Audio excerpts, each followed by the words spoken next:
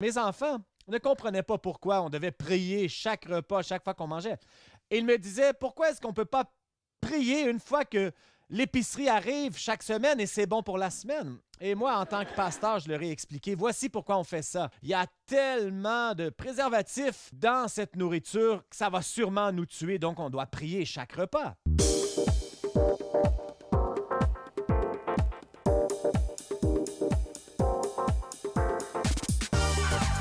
Bienvenue à l'Église du Rocher de Winnipeg.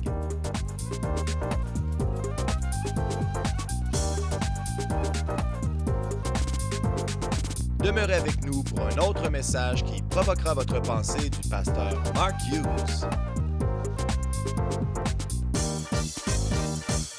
Alors ce matin, je débute une nouvelle série sur la grâce et elle s'intitule « Émerveillé par grâce ». Et dans les prochaines semaines, j'aimerais vous émerveiller par rapport à la grâce, que vous puissiez découvrir cette chose merveilleuse qu'on appelle la grâce. Le concept le plus important de la chrétienté, je crois que c'est la grâce. Cette faveur non méritée, nous ne l'avons pas gagnée, nous ne la méritons pas, mais il nous la donne. Et s'il y avait une chose qui distingue la religion chrétienne, c'est la grâce. Laissez-moi vous raconter une histoire de C.S. Lewis, un grand écrivain intellectuel. Il vient de l'université Oxford et il est rentré dans une salle et il y avait des professeurs qui discutaient des religions mondiales. Et la question était, quelle est la chose qui distingue la chrétienté des autres religions du monde? Et un des professeurs dit c'est l'incarnation, que Dieu devient homme. Non, il y a certaines religions qui croient ça, dont d'autres ont dit la résurrection, c'est ce qui nous distingue. Eh bien, à tort ou à raison, il y a des religions qui croient à la réincarnation ou à la résurrection. Et on dit, toi, Lewis, qu'en penses-tu? Et Lewis a dit, c'est facile, c'est la grâce. La grâce, c'est la seule chose qui est disponible dans la chrétienté. Le bouddhisme, plutôt, il doit y avoir des points. L'islam, il y a un code. Le judaïsme a la loi mosaïque. Il y a seulement la chrétienté qui offre la faveur de Dieu gratuitement et sans condition. Il n'y a rien de semblable comme la grâce. Et quand on regarde l'Église aujourd'hui, je ne pense pas qu'on comprend la grâce. Si je posais 100 questions, probablement j'aurais 100 réponses différentes et la plupart seraient fausses. On utilise la grâce dans notre culture, on a des expressions, probablement vous utilisez ce mot-là. Les compagnies d'assurance parlent d'une période de grâce. Il y a une femme qui marche dans la rue, on dit « Ah, une telle grâce ». Eh bien, parlez-vous d'une belle tenue ou la grâce? Alors, si la grâce est une belle tenue, on s'en va tous en enfer, laissez-moi vous le dire. Plusieurs d'entre vous, vous pensez à la grâce et il y en a qui vont dire, on dit nos grâces avant de manger. Et mes enfants ne comprenaient pas pourquoi on devait prier chaque repas, chaque fois qu'on mangeait. Et ils me disaient, pourquoi est-ce qu'on ne peut pas prier une fois que l'épicerie arrive chaque semaine et c'est bon pour la semaine? Et moi, en tant que pasteur, je leur ai expliqué, voici pourquoi on fait ça. Il y a tellement de préservatifs dans cette nourriture que ça va sûrement nous tuer, donc on doit prier chaque repas. Il y a cet athée qui marche dans les bois un jour et il regarde la chance de la nature qui est la création. Il regarde les arbres qui sont là par accident, les oiseaux qui sont là par accident. Et par accident, il rencontre un ours qui a faim.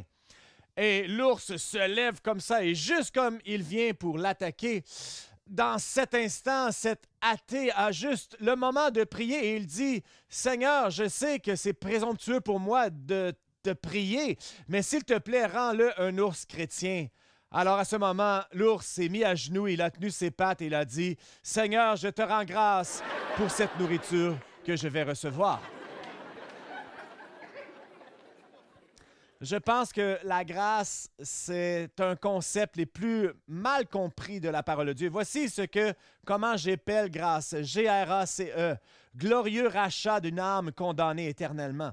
Tout ce que nous avons vient de la grâce de Dieu. Toute bénédiction que nous recevons par Dieu, on est sauvé par grâce, sanctifié par grâce, il nous donne la puissance par grâce, on est soutenu par sa grâce. Tout ce que Dieu nous donne vient au travers ce véhicule qu'on appelle la grâce. Et mon objectif, c'est de vous convaincre d'élever ce concept de grâce afin que dans quelques semaines, on puisse vraiment comprendre la grâce. Et mon message s'intitule « Surpris par la grâce ». Je crois que nous sommes tous surpris par la grâce. Max Lucado a dit « Je ne suis jamais surpris du jugement de Dieu, mais je suis encore bouleversé par sa grâce. » En d'autres mots, on n'est pas surpris quand on voit la justice ou le jugement, mais lorsqu'on voit la grâce, on est surpris. Il y a quelque chose de surprenant par rapport à la grâce. Donc, nous allons regarder ce qu'on appelle la grâce, la surprise de la grâce. Et voici ce que je vais parler aujourd'hui. Regardez sur l'écran, voici mes 3 points. Premièrement, la grâce de Dieu nous court après. Deuxièmement, la grâce de Dieu nous embrasse. Et troisièmement, la grâce de Dieu efface. Et Cathy me dit, comment se fait-il que ça ne rime pas toujours? Eh bien, désolé ma chérie, je ne suis pas toujours capable. Alors, voici pour aujourd'hui. Alors, parlons du premier point. La grâce de Dieu nous court après. Quand on regarde la parole de Dieu, on découvre que Dieu est à l'œuvre dans notre vie bien avant qu'on l'accepte. Et si je vous posais cette question, si je vous disais, pouvez-vous vous souvenir un moment avant que vous soyez chrétien, particulièrement ceux qui étaient adultes, un moment où vous regardez à votre vie et vous dites, j'ai vraiment vu Dieu agir dans ma vie avant de venir à lui. Qui peut dire oui à cela? Qui ici a passé proche de la mort avant de venir à Christ et vous avez vu la main de Dieu d'une certaine façon? Hein? Qui se leur est arrivé 2 fois? Passé proche de mourir 3 fois? Plus de 3 fois, il y a encore des mains. Qui ici, là, c'est votre 9e vie, là, et vous êtes un chat et vous vous demandez où je m'en vais avec ce message, vous venez d'être sauvé? Eh bien, voici ce qu'est la grâce. La grâce court après nous et les gens de la Réforme appelaient ça la grâce qui va au-devant de nous. Dieu fait agir sa grâce dans notre vie, pas l'instant qu'on l'accepte, mais plutôt toute notre existence. Sa grâce est présente. Et c'est pour cela qu'il y a des moments dans notre vie où on dit « Oui, je réalise que Dieu m'avait visité bien avant que je reconnaisse qu'il existe. » Dieu travaille dans notre vie bien avant qu'on le reconnaisse. Vous savez, Dieu travaille dans cette grâce prévalente qui est devant chacun d'entre nous. Et de toute personne, Paul connaissait la grâce. Avant que Paul soit Paul l'apôtre, qui était-il? Saul de Tarse. Bon gars, mauvais gars? Mauvais gars. Écoutez, là, il y avait des mauvaises habitudes. Hein? Je ne sais pas quelle sorte d'habitude vous aviez, mais lui, il aimait persécuter les chrétiens, les tuer. Ah, tout le monde a besoin de hobby, mais ça quand même. Et c'était un mauvais gars. Et il avait approuvé la mort d'Étienne. Étienne a été lapidé pendant qu'il prêchait. Et dans ce temps-là, quand on disait lapider, c'est différent qu'aujourd'hui, n'est-ce pas? Bon, mauvaise blague, mais quand même. Et on voit ce type. Un jour, il s'en va vers Damas, sur la route de Damas. Pourquoi allait-il à Damas? Pour persécuter l'Église, tuer d'autres chrétiens. Je vous ai dit, c'était son passe-temps. Alors, il est en route et il est sur cette route plutôt, et le Seigneur Jésus-Christ lui apparaît sur le chemin et lui dit « Saul, Saul, pourquoi me persécutes-tu? » Et voici ma question. Croyez-vous que Paul a été surpris? Je crois qu'il a été surpris par la grâce. Non seulement, écoutez là, si Jésus vous apparaît, mais non seulement ça, mais il le connaissait par son nom et lui dit « Pourquoi me persécutes-tu? » Et Saul dit instantanément « Que veux-tu que je fasse? » Immédiatement, il a répondu. La grâce de Dieu était si puissante sur lui. Paul dit « Il travaillait en moi avant même que je sois dans le sein de ma mère. » Et maintenant, il me transforme à cet instant. Et je sais que vous regardez l'histoire de Paul et vous dites, mais pourquoi cette conversion est si dramatique? Hein? N'est-ce pas? C'est dramatique. Combien de gens vous connaissez que Dieu leur a apparu personnellement, les a mis au défi en les appelant par leur nom? Mais c'est ce qui est arrivé. Hein? On pense toujours qu'il y a des gens qui sont trop loin. Ah, tu as un frère, oh, Dieu ne pourra jamais le sauver, lui. Je vois quelques personnes là, qui hochent de la tête ou qui donnent un coup de coude à leur femme. Oui, on connaît ces gens. Des gens qui, vous croyez, trop loin que Dieu les rejoigne. Mais non, là où le péché abonde, la grâce surabonde. C'est cette grâce prévalente qui est à l'œuvre dans chacune de notre vie dès le commencement.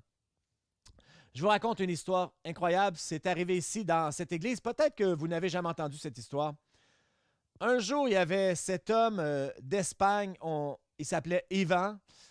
Il était en ligne cherchant une épouse et il a trouvé une dame au El Salvador. Et c'est une histoire abracadabrante, mais ils se sont connectés en ligne de façon romantique. Les deux parlent espagnol, un d'Espagne et l'autre d'El Salvador. Et pour une raison incroyable, ils se retrouvent à Winnipeg et ils se marient. Alors, peut-être que c'est dans le centre, je ne sais pas. Ils habitent et vivent ici. Elle est chrétienne, elle s'appelle Sonia, et elle prie pour Ivan chaque jour qu'il vient à Christ. Et elle prie pour lui, et lui, il résiste. Et le dimanche matin, elle descendait regarder la télé, Church of the Rock, l'émission, et un matin, je prêchais, et Ivan est entré dans cette pièce et a pointé la télé et a dit quelque chose comme « Me no gusta el hombre ». Je n'aime pas ce gars. Il pointe la télé et il dit en espagnol « Je n'aime pas ce gars ». Non, mais qui peut ne pas m'aimer? C'est ridicule. Vous dites non. Marc, c'est impossible. C'est une histoire folle. Alors il pointe la télé et il dit en espagnol « Je n'aime pas ce gars ». Et elle dit « Ben, c'est triste parce que j'aimerais aller à cette église. » Et lui, il dit « Je ne veux pas aller à cette église. Je n'aime pas ce gars. » Alors, semaine après semaine après semaine, elle regarde l'émission à la télé et elle continue de lui demander s'il veut venir à l'église. Et éventuellement, elle le convainc et il dit « D'accord, je vais y aller, mais juste une fois. » Et voici ce que vous devez comprendre sur Ivan. Il ne parlait pas anglais ou très, très, très peu. Il était nouveau au Canada, nouveau à la langue anglaise. Donc, ils viennent à l'église, ils sont assis là comme troisième rangée. Et au travers le message, ses yeux deviennent de plus en plus grands et grands comme des soucoupes. Et là, il était assis, cet homme qui parle espagnol, il entendait tout mon message en espagnol. Et moi, je suis pas mal certain ici là, que je ne prêchais pas en espagnol cette semaine-là, parce que vous savez, no hable muchos espagnol. Et vous, vous le savez. Alors, je ne prêchais pas en espagnol, mais lui, il entend tout mon message. Alors, il dit, est-ce que tout le monde ici entend ça en espagnol? Chaque mot, chaque phrase était en espagnol pour lui. Donc, à la fin du message, je demande aux gens de se lever, comme je fais l'invitation, fermez vos yeux, penchez vos têtes. Et tout doucement et avec plein d'amour, je dis aux gens, si vous voulez inviter Jésus dans votre vie, eh bien, levez votre main. Et là, je me tourne vers lui et en espagnol, je dis, ça veut dire toi. Évidemment, je ne me souviens pas, je n'ai pas fait ça, j'en suis certain, mais c'est son histoire et je vous la raconte.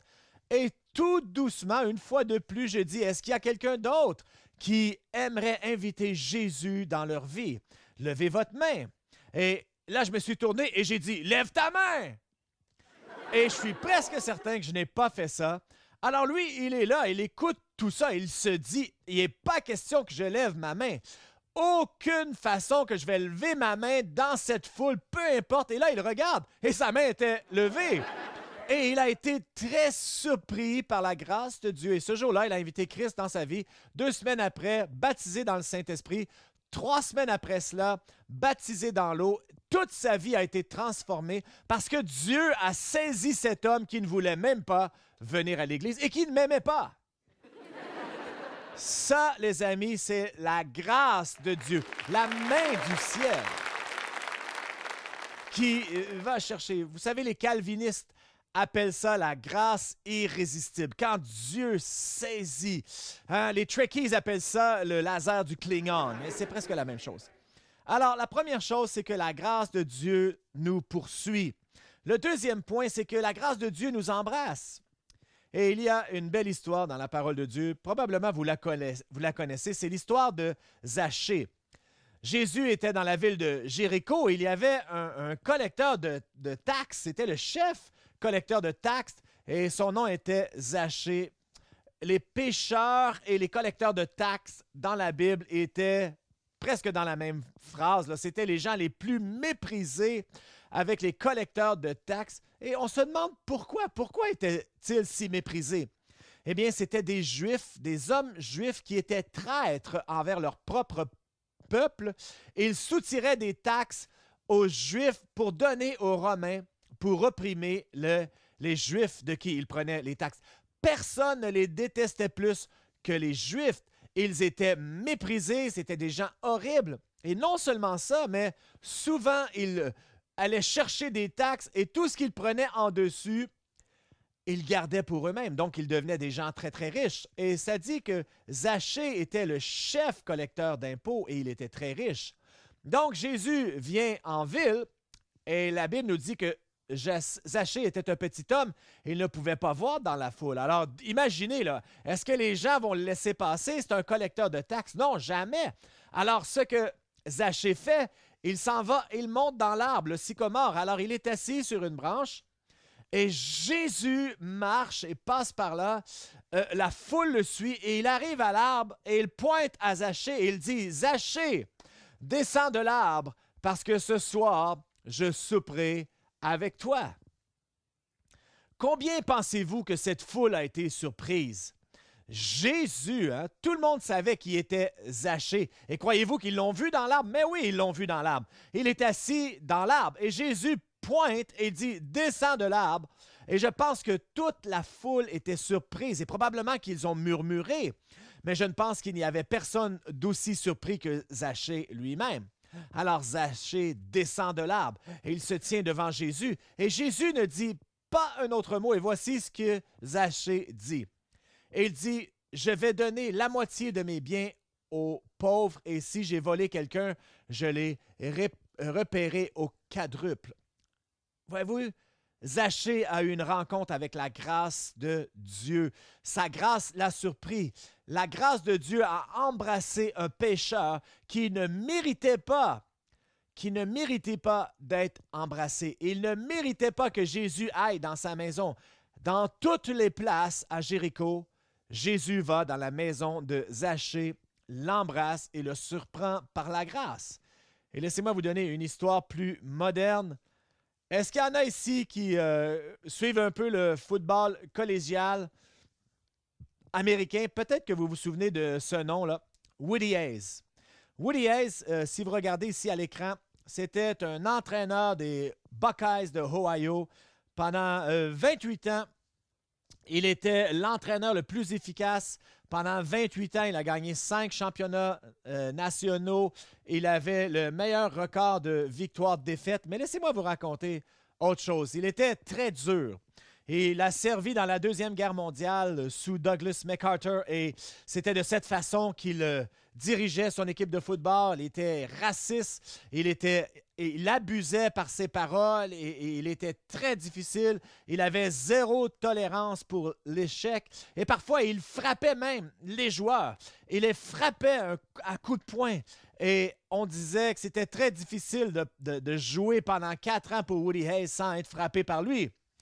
Et il faisait les choses comme la vieille école, violent, la critique. Et c'était comme ça. Et évidemment, il avait offensé plein de gens, des joueurs, des fans, des arbitres, des caméramans. Il avait donné un coup de poing dans l'estomac d'un caméraman à cause d'un jeu. Il était choqué, il s'est tourné et il a frappé le caméraman. Et on l'a vu à la télé, alors c'était fou. Et en 78, c'était le Gator Bowl. Et il jouait contre l'université de Clemson. Et c'est là où la carrière de Woody Hayes s'est terminée. Et voici l'histoire. Ohio, laissez-moi vous montrer le vidéo ici. Là. Et voici, on a le corps arrière d'Ohio. Il recule pour lancer le ballon. Le ballon est intercepté par Clemson qui court vers les lignes de côté, vers les bancs. Et regardez le chapeau noir, regardez, voyez-vous? Woody Hayes a sauté, l'a pris par le gilet et lui a donné un coup de poing dans la gorge à la télé nationale. Il était très agressif. Et il a dit « SOB, tu viens de mettre fin à ma carrière. » Mais oui, sa carrière était finie. Il a été renvoyé le lendemain. Et évidemment, tout le monde parlait contre lui. La radio, les journalistes, les médias. C'était un pique-nique contre lui. Ils le critiquaient. Et c'était le vilain. Et on regarde l'histoire et on pouvait juste arriver à cette conclusion. Et en disant, œil pour œil, dent pour dent, tu récoltes ce que tu sèmes, c'est les conséquences de tes actions. Et ça, c'est du jugement. On n'est jamais surpris par le jugement. Les gens qui doivent faire face aux conséquences de leur action. Mais Pendant que tout cela se passait, il y avait un autre entraîneur de football, Tom Landry, qui était entraîneur des Cowboys de Dallas. Il y en a qui connaissent son histoire. C'était un homme chrétien dévoué. Il était sur le comité du séminaire théologique de Dallas. Et il a regardé cette situation et on l'avait invité dans un banquet de football très prestigieux à Chicago. On lui avait donné 2 billets et normalement, il amenait son épouse. Mais il a amené Woody Hayes avec lui. Il lui a téléphoné, il lui a dit « Je veux que tu viennes avec moi au banquet. » Ils ont pris l'avion jusqu'à Chicago et de toutes les personnes qu'il aurait pu amener, Woody Hayes était à côté de lui au banquet. Et évidemment, Woody Hayes était très surpris, mais les gens dans la salle étaient surpris de la grâce de Tom Landry pour amener Woody Hayes. Et on lui a demandé « Pourquoi, dis-moi, que tu as amené Hayes à ce banquet? » Et il a dit « Bien, pendant que toute la planète s'abat sur lui, je voulais qu'il sache qu'il y avait encore des gens qui l'aimaient. » Ça, c'est la grâce. La grâce nous embrasse. Lorsqu'on ne mérite le moins, c'est là que la grâce nous embrasse. C'est là que Dieu nous embrasse. Quelqu'un a déjà dit cela. La définition d'un ami, c'est lorsque tout le monde nous abandonne, l'ami, c'est celui qui vient vers nous. Et à ce moment-là, Tom Landry a vraiment démontré la grâce qui embrasse le pécheur. Alors, la grâce de Dieu nous poursuit. La grâce de Dieu nous embrasse et le dernier point, c'est que la grâce de Dieu efface. Et je crois probablement que mon histoire préférée de Jésus dans la parole de Dieu, c'est la dame, la femme qui a été prise en adultère. Souvenez-vous de l'histoire. Prise dans l'acte d'adultère, il l'amène dans la rue et les hommes sont autour d'elle, ils sont à la veille de la lapider avec des pierres dans la main. Et quand j'imagine dans ma pensée, la Bible nous dit qu'elle a été prise en flagrant délit d'adultère. Alors, ma question est celle-ci. Où est le gars? S'ils ont été pris, eh bien, lui aussi était là. Alors, pourquoi elle est la seule dans la rue? Où est le gars? On ne connaît pas la réponse. Mais ils l'ont traînée dans la rue. Elle va être lapidée. Les pierres sont dans leurs mains.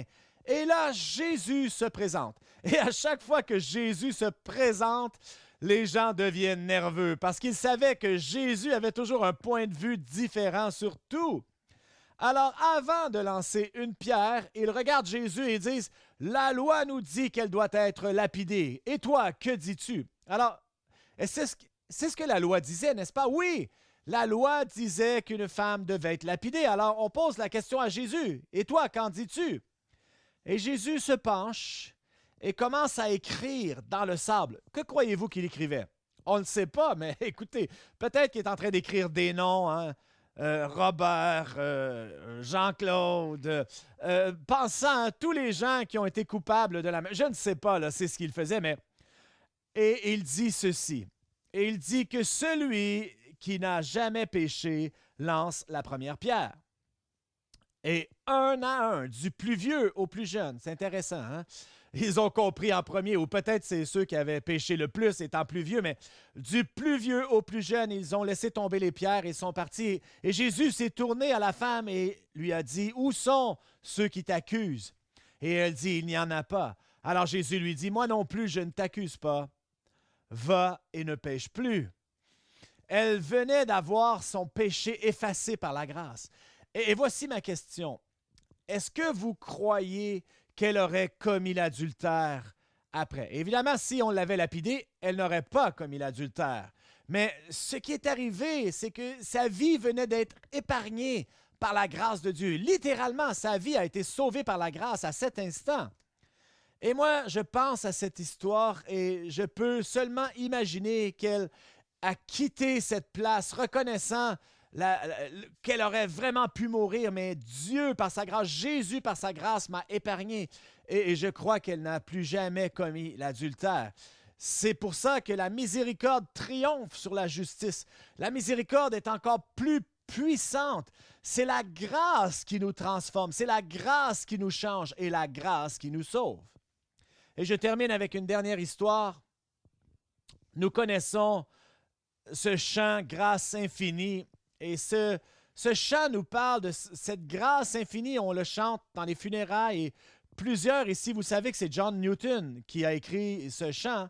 Mais il y en a qui connaissent son histoire parce que son histoire est une histoire incroyable. John Newton s'est retrouvé en mer à l'âge de 11 ans. Son père l'amenait en mer à 11 ans. Imaginez là, être élevé par des marins sur un navire d'esclaves. Imaginez les blagues, les histoires qui se retrouvaient dans la cale et dans les cabines. Et c'est là qu'il a grandi. Et dès son jeune âge, il blasphémait. C'était un homme vil, c'était un ivrogne, il était méchant. Il offensait avec ses paroles d'autres marins. Écoutez, là, il faut absolument blasphémer pour offenser un marin. Il a inventé des blasphèmes, peut-être ceux que vous utilisez aujourd'hui, je ne sais pas. Mais c'était un homme méchant, un ivrogne. Et dans ces années-là, les navires d'esclaves partaient de l'Angleterre avec des biens à vendre en Afrique, et ils vendaient les biens et ils échangeaient pour des esclaves vers les Caraïbes aussi, et ils retournaient en Angleterre. Et peut-être que vous savez ce qui est arrivé à ces gens, peut-être que vous avez vu des films ou des choses comme ça, les femmes étaient enchaînées, nues, et John Newton et les marins allaient et violaient ces femmes.